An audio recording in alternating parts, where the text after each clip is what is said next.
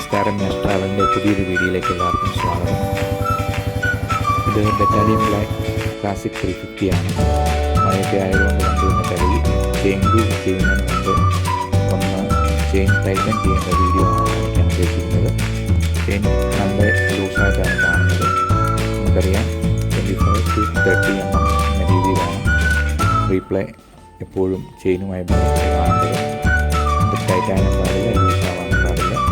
പൂർണ്ണമായും ലൂസാണ്. അതങ്ങനെ ടൈറ്റ് ചെയ്യാനുള്ള വീഡിയോ ആണ് കാണിക്കുന്നത്. നമ്മുടെ ടൂൾ കിറ്റിലുള്ള ഈ ടൂൾസാണ് ഇതിനായിട്ട് ഞാൻ ഉപയോഗിക്കുന്നത്. സ്ക്രൂഡ്രൈവർ ആദ്യം ലെഫ്റ്റ് സൈഡിലുള്ള സ്പ്രിൻറ്റിൽ ഇതുപോലെ കണക്ട് ചെയ്യുക.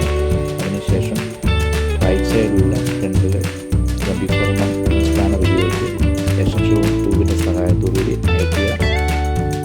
അത് കഴിഞ്ഞ ശേഷം 6 mm അലക്കി ഉപയോഗിച്ച ശേഷം ഇടത്തും വലുപ്പമുള്ള ചെയിൻ അഡ്ജസ്റ്റർ ഈ രീതിയിൽ തന്നെ ആദ്യം അയക്കുക.